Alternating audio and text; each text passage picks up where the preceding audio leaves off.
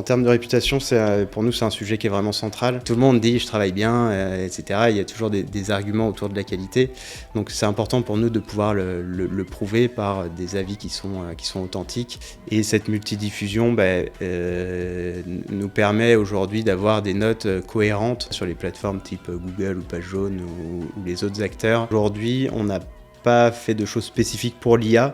Par contre, on constate que tout ce qu'on fait depuis de nombreuses années pour le référencement naturel, que ce soit en termes de construction de sites internet, justement de faire attention à ses avis, à la réputation, tout ça, ça nous permet d'être performants aussi sur les moteurs de recherche IA. Bienvenue sur Réputation, le podcast dédié au marketing et à la notoriété sur le digital.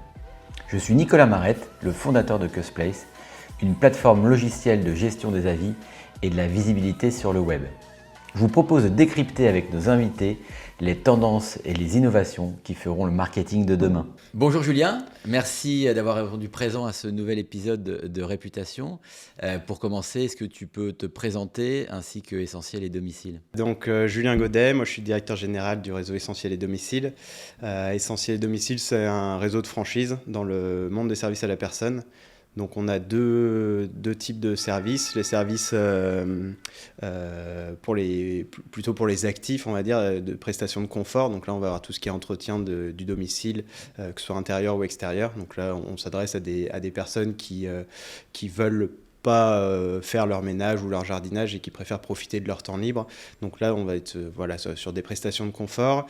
Et après, l'autre volet, c'est sur le maintien à domicile, où là, on accompagne les personnes âgées pour qu'elles puissent vieillir à domicile en toute sécurité. Donc on va avoir des prestations type aide au lever, aide au coucher, aide au repas, aide à la toilette, etc.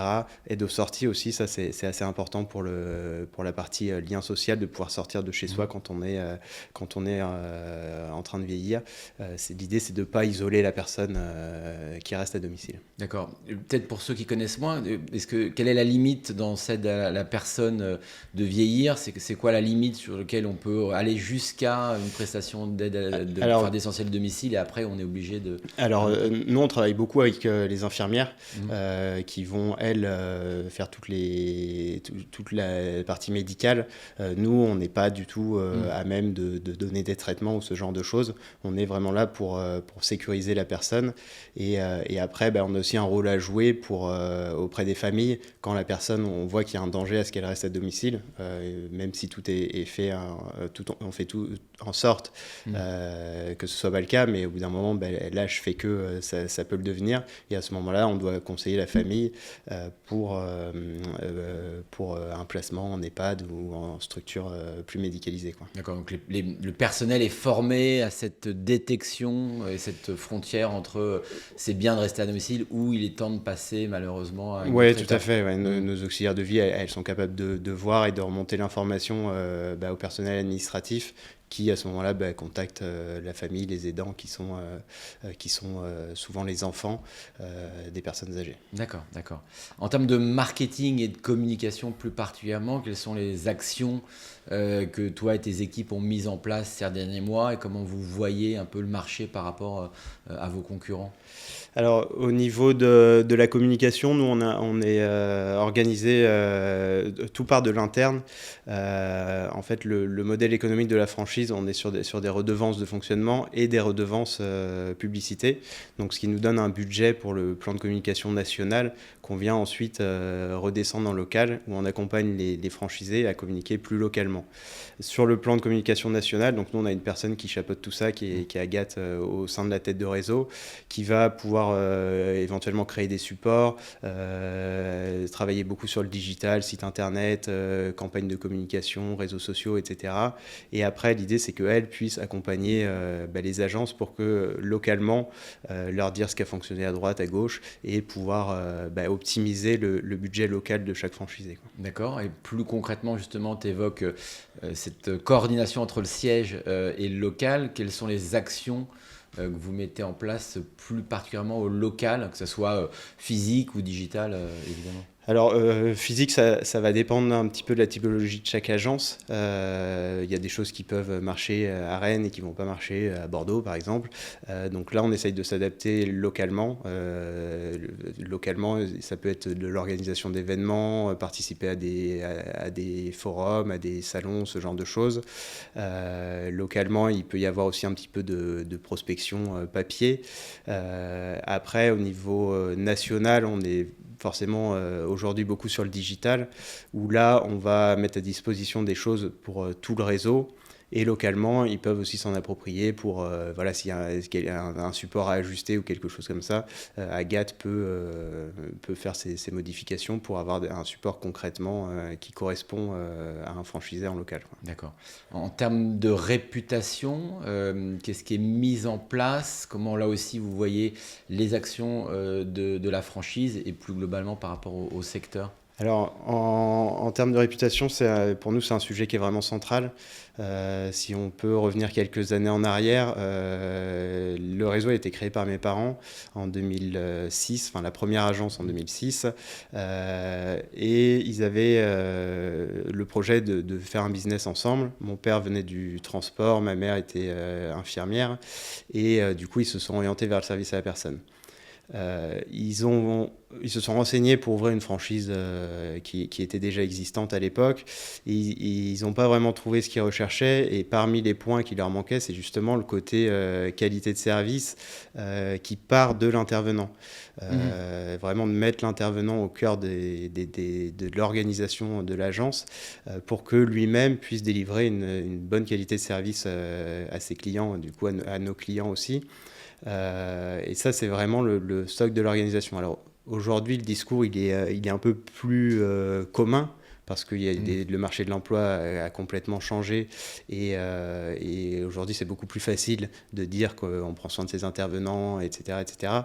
Mais nous, c'est vraiment à l'ADN, à la base du concept, ce qui fait que pour nous, la réputation est vraiment un enjeu majeur.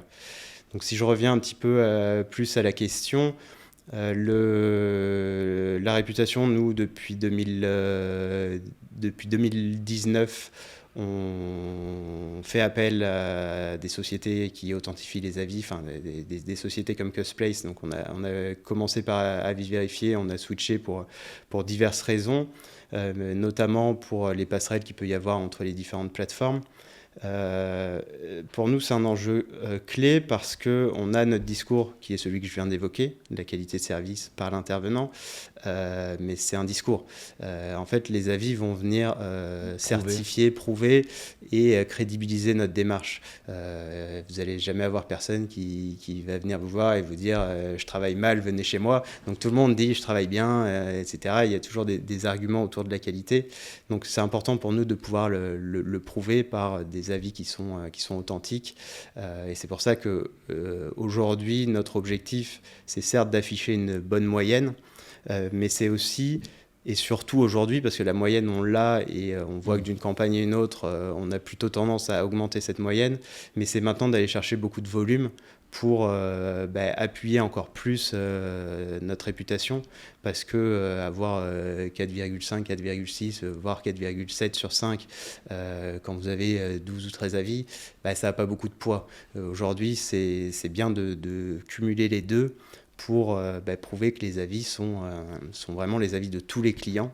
Et c'est aussi un point important chez nous, on sollicite vraiment tous les clients du réseau. Y a pas le franchisé ne peut pas jouer sur cette diffusion, c'est tout centralisé au siège.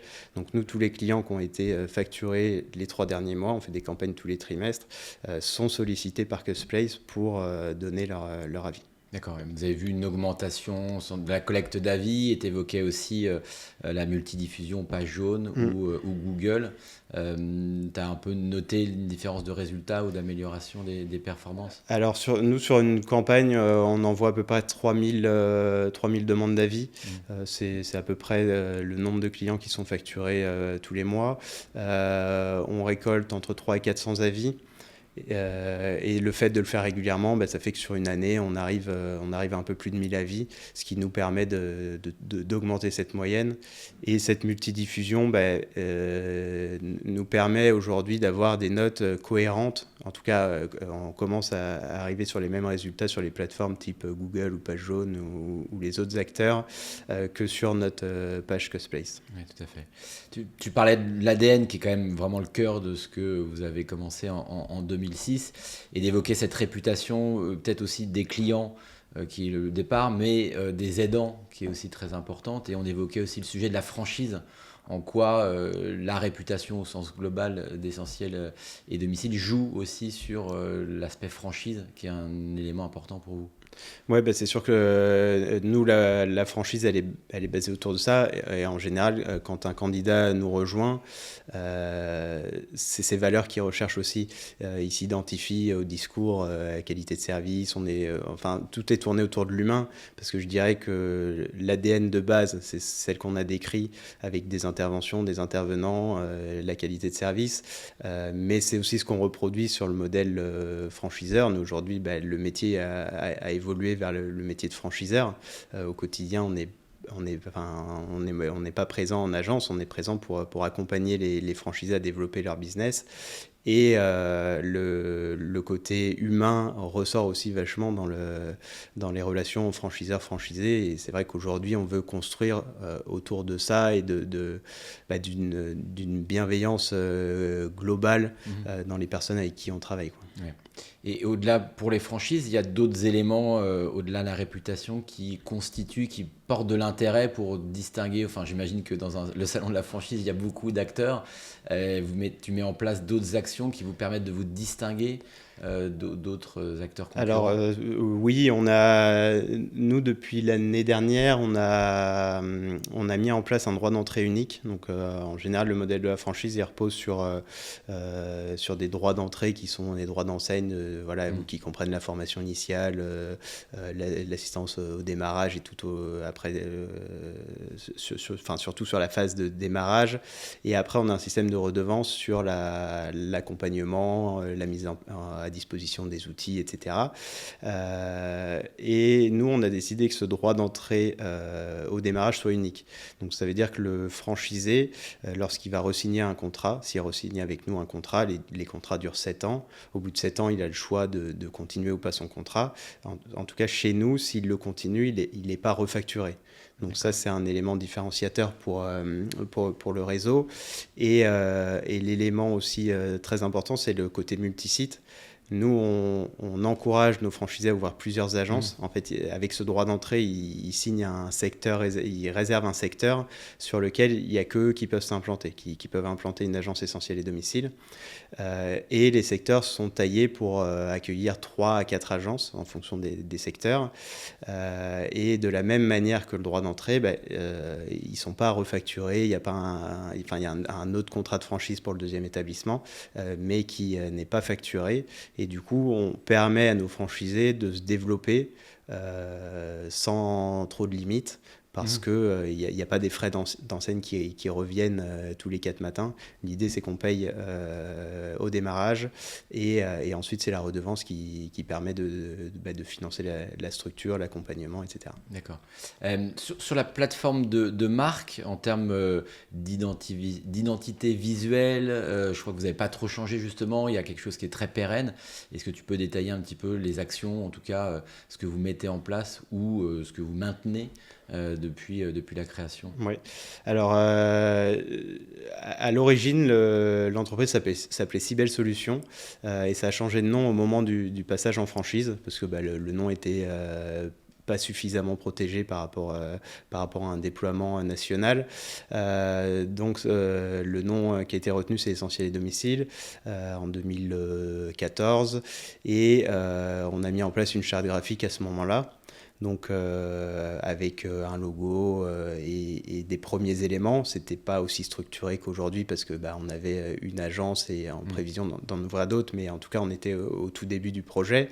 Donc il y a un logo qui a été créé et justement on avait à cœur que ce logo il soit assez intemporel. C'est le logo qu'on utilise toujours aujourd'hui. Par contre, c'est vrai que si on regarde un support de 2014 et un support de 2025 aujourd'hui, c'est vrai que c'est un peu méconnaissable méconnaissable. Et heureusement, parce que tout évolue et on a dû aussi professionnaliser toute la communication.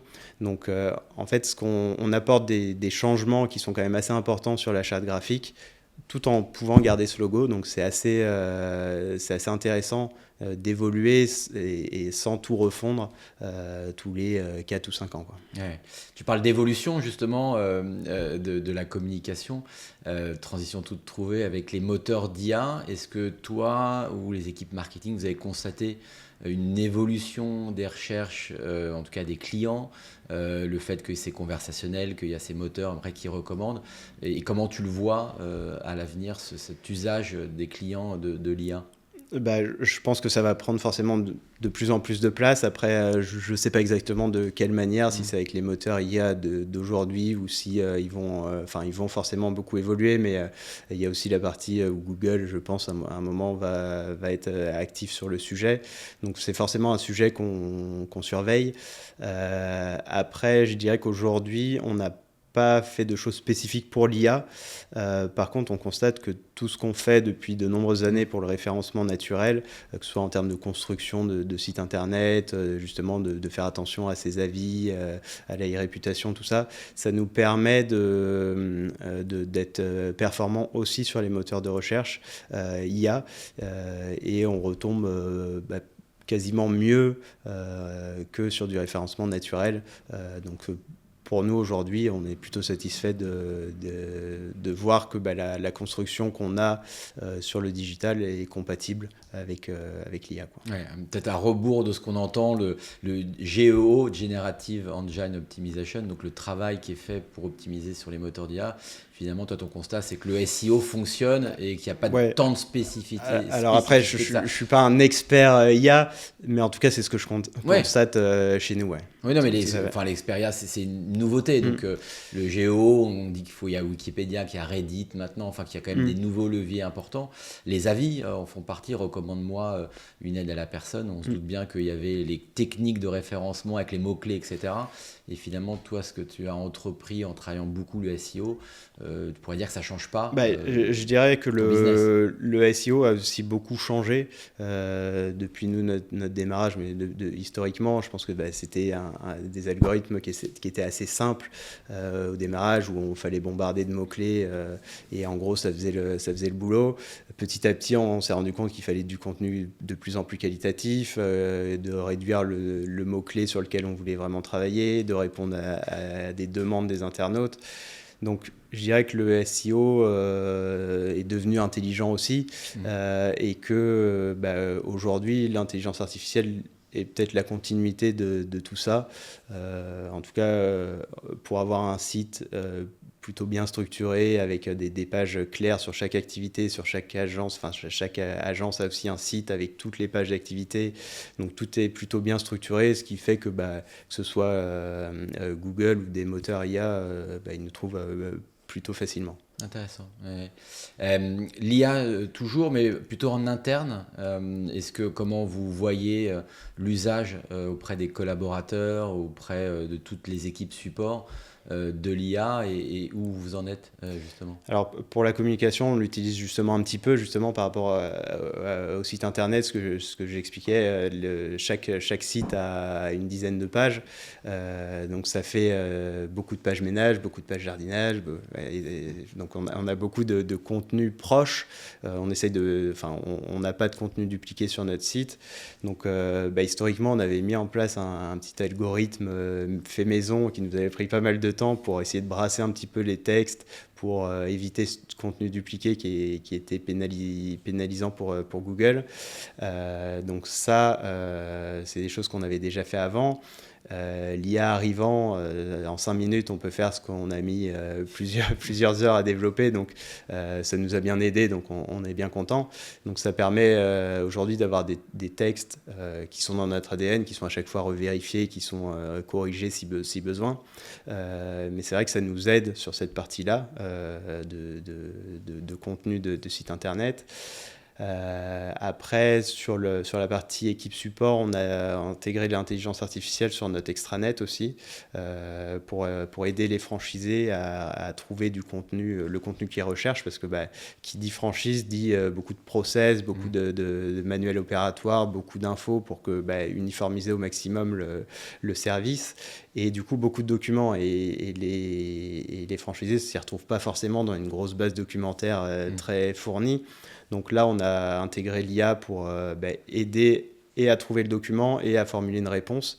Et toutes les réponses sont recherchées dans notre base de connaissances. On ne va pas chercher ailleurs, parce que on veut garantir que la réponse elle soit conforme au concept, quoi.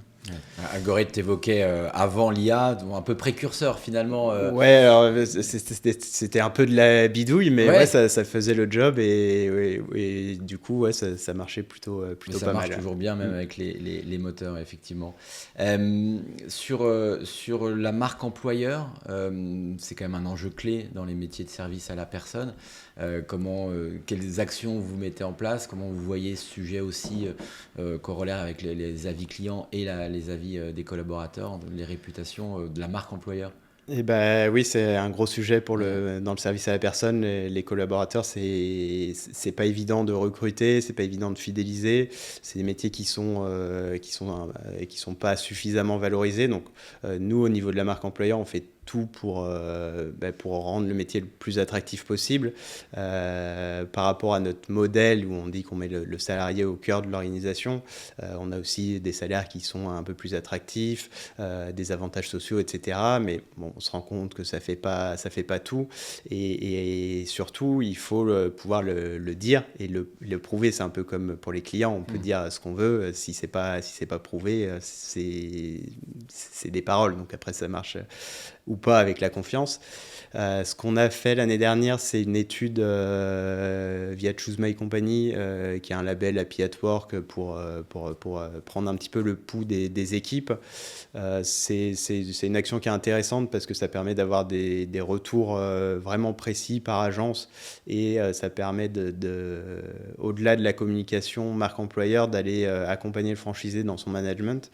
Donc ça, c'est assez intéressant, et ça nous permet aussi pour la communication d'attester nos dires et de prouver que notre modèle est tourné vers le salarié, quoi. Ouais.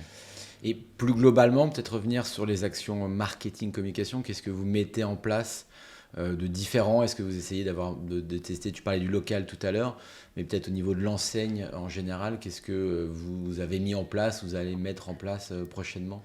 Alors, au niveau marketing et communication, en fait, notre objectif aujourd'hui, on est une petite trentaine d'agences.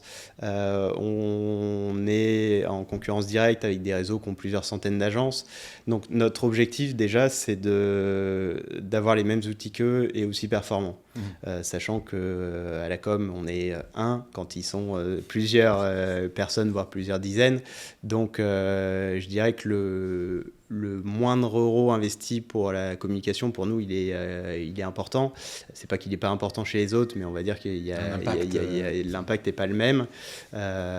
Donc déjà, la priorité, c'est d'avoir des outils aussi performants, voire plus, parce qu'on ne se fixe pas de limite sous prétexte qu'on a moins de budget. Donc ça, c'est une première chose.